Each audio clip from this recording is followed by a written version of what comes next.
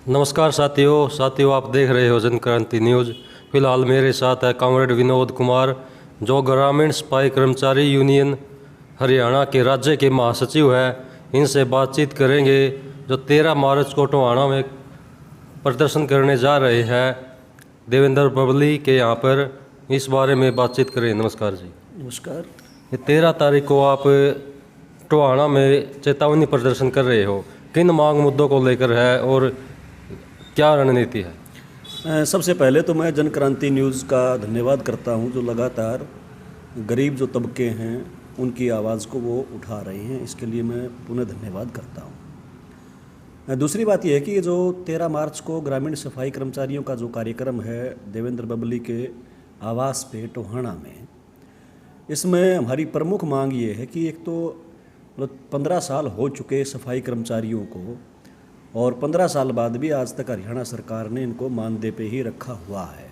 तो हमारी मांग है कि हरियाणा की विधानसभा के अंदर पॉलिसी बनाई जाए और पॉलिसी बना के इन सभी सफाई कर्मचारियों को रेगुलर कर्मचारी का दर्जा मिलना चाहिए।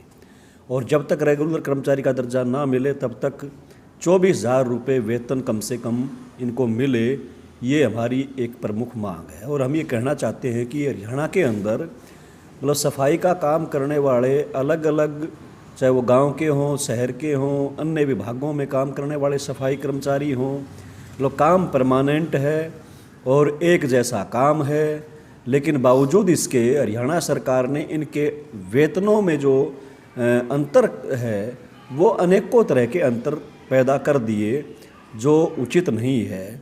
सुप्रीम कोर्ट की भी डायरेक्शन है कि समान काम समान वेतन लागू होना चाहिए, लेकिन उसके बावजूद हरियाणा सरकार ने ये वेतन के अंदर भेदभाव पैदा किया हुआ है। ये हमारी, इसके अलावा जो मसला है ना, एक तरफ तो हरियाणा की सरकार अलग अलग मौक़ों पे कभी स्वच्छता अभियान, कभी महासफाई अभियान ये चलाती है, और दूसरी तरफ ये सफाई कर्मचारियों को काम के जो औजार हैं उनका भी वितरण नहीं किया जा रहा।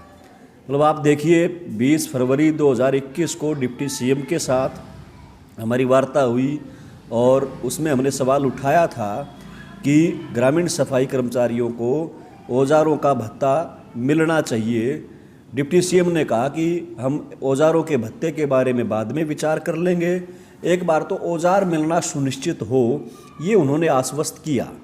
और न केवल आश्वस्त किया, 3 चिट्ठियां अलग अलग समय पे जारी हुई हैं और उन चिट्ठियों के अंदर लिखा गया है कि बीडीओ ऑफिस के माध्यम से औजारों का वितरण हो।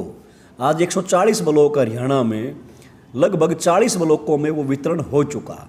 यहाँ तक कि करनाल के अंदर खुद मुख्यमंत्री आए और उन्होंने पूरे जिला के सफाई कर्मचारियों को बुलाया। पंचायत विभाग के सारे अधिकारी वहाँ मौजूद थे, डीसी वहाँ मौजूद थे। 600 से ज़्यादा रेहड़ियाँ मुख्यमंत्री वितरण करके गए। 20 झाड़ू, कस्सी, तसड़ा, जो काम के औजार थे वो बाकायदा एक ओकेजन के साथ उन्होंने वहाँ वितरण किया।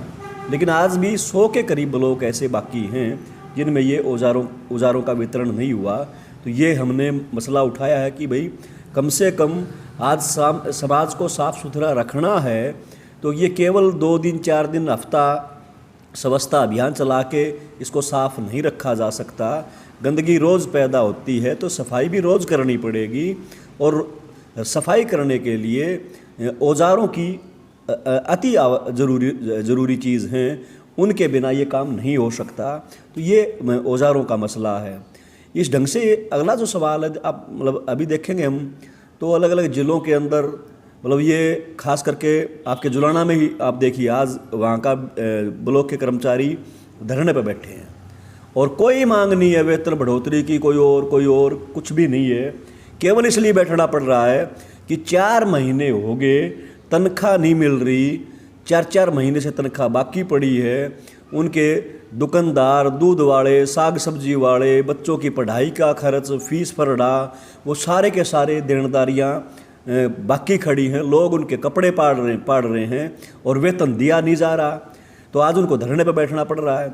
ऐसी स्थिति के जुलाना में ही नहीं, करनाल के अंदर और कई ब्लॉकों में, कई ज़िलों के अंदर कहीं 2 महीने की, कहीं 3 महीने की तनख्वाहें कर्मचारियों की बाकी पड़ी हैं, तो ये समय के ऊपर वेतन मिले।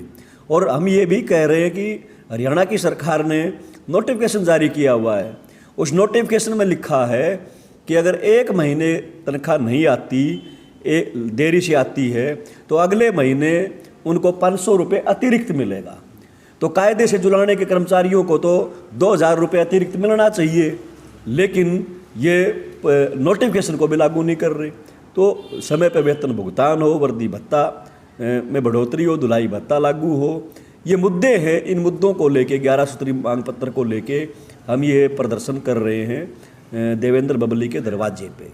और प्रदर्शन से पहले 2 बार हम मेल कर चुके हैं। फतेहाबाद की हमारी यूनियन के नेता वो जाके उनको लेटर दे के आ चुके हैं, ज्ञापन दे के आ चुके हैं, लेकिन अभी तक भी उन्होंने कोई जवाब नहीं दिया। इसलिए मजबूरी बस ये चेतावनी प्रदर्शन 13 मार्च को हम टोहाना में कर रहे हैं। अगर 13 तारीख को आपकी बातों का समाधान नहीं हुआ तो आगे की क्या रणनीति बनाई जाएगी? देखिए, ग्रामीण सफाई कर्मचारी पहले भी लगातार निरंतर आंदोलन में रहे हैं और निश्चित तौर पर 13 मार्च का जो कार्यक्रम है, इस 13 मार्च के कार्यक्रम के अंदर कोई समाधान नहीं होता है तो एक तो आज के दिन जो सबसे बड़ा हमला है ना देश के स्तर पर ही, वो है लेबर कोड्स के माध्यम से मतलब 8 घंटे की बजाय 12 घंटे ड्यूटी की जा रही है। PFESI का कानून ख़त्म किया जा रहा है। आपके स्थायी रोज़गार की जगह फिक्स टर्म एम्प्लॉयमेंट लाया जा रहा है। मतलब स्थायी रोज़गार की जो नीति थी आज उसको ही ख़त्म किया जा रहा है। तमाम जो सेवा क्षेत्र थे, सरकारी विभाग थे, उनका निजीकरण किया जा रहा है। तो पूरे देश के स्तर पर केंद्रीय ट्रेड यूनियनों ने आह्वान किया है कि ये कर्मचारियों को, मजदूरों को गुलाम बनाने वाले जो लेबर कोड्स हैं, इनके खिलाफ बहुत बड़ी एक हड़ताल होने जा रही है देश में। 28-29 मार्च को हमने ये तय किया है यूनियन की राज्य कमेटी ने कि उस हड़ताल के अंदर बढ़ चढ़ के भाग लेंगे। 28-29 मार्च को पूरे देश में जो मजदूर कर्मचारी सब मिल के जो हड़ताल कर रहे हैं उस हड़ताल का हिस्सा बनेंगे, ये हमने तय किया है। और उसके बाद हमने ये भी तय किया है, मीटिंग करके हम डेट फाइनल करेंगे कि जून के महीने में हम पूरे प्रदेश के सफाई कर्मचारी पंचायत मंत्री के दरवाजे पे पड़ाव डालना अगर पड़ा हमें अपनी मांगों को लेके तो हम वो भी डाल लेंगे। आंगनवाड़ी वर्कर हेल्परों का आंदोलन 3 महीने से ज़्यादा हो गया चला हुआ है। हरियाणा की सरकार उनकी मांगों का समाधान नहीं कर रही है। तो ग्रामीण सफाई कर्मचारियों ने भी करनाल में महापड़ाव चलाया था, वहाँ पर आर्थिक सहयोग भी दिया था और लगातार आंदोलन में सहयोग भी कर रहे हैं। तो क्या कहना चाहोगे आप, इस आंदोलन की दशा क्या हो सकती है इसके बारे में? खैर, ग्रामीण सफाई कर्मचारी यूनियन वो तन मन धन से आंगनवाड़ी के आंदोलन के साथ है और अभी हमारी यूनियन ने बाकायदा प्रस्ताव पास करते हुए आर्थिक सहायता भी उस आंदोलन के लिए की। और करनाल के अंदर जो महापड़ाव था उनका, हमारे अलग अलग ज़िलों के 60-70 के करीब कार्यकर्ता उस पड़ाव के अंदर शामिल भी हुए।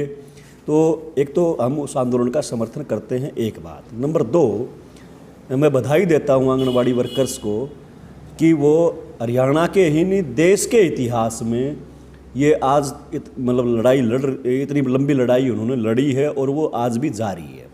और ये उसके बावजूद जारी है जब 500 के करीब वर्कर्स को की सेवा समाप्ति कर दी, 400 से ज़्यादा मुकदमे दर्ज हैं और मतलब सरकार ने तमाम हथकंडे अपना लिए। और 3 मार्च को जो उन्होंने विधानसभा कूच का जो आह्वान किया था उस वक्त भी उनकी गिरफ्तारियां, साधनों को रोकना, ये तमाम प्रयास सरकार ने करके देख लिए, लेकिन उसके बावजूद वो उस आवाज़ को दबा नहीं पाए। और इसमें कोई शक नहीं है, मतलब इसका जो भविष्य है इस आंदोलन का वो जीत है। सरकार को वर्कर्स की बात माननी पड़ेगी और समझौता सरकार को करना पड़ेगा, उसके साथ ही ये आंदोलन वापस होगा और ग्रामीण सफाई कर्मचारी हर कदम पे आंगनवाड़ी वर्कर्स के साथ है। तो साथियों, ये थे विनोद कुमार जी जो ग्रामीण सफाई कर्मचारी यूनियन हरियाणा के राज्य के महासचिव थे। इन्होंने डिटेल में बताया किस तरह से ग्रामीण सफाई कर्मचारियों के साथ हरियाणा सरकार अनदेखी कर रही है और उसी को के विरोध में हरियाणा के ग्रामीण सफाई कर्मचारी चेतावनी प्रदर्शन करने के लिए टोहाना पहुंचेंगे। वहां पर जो पंचायत एवं विकास मंत्री है देवेंद्र बबली, उसके आवास का घेराव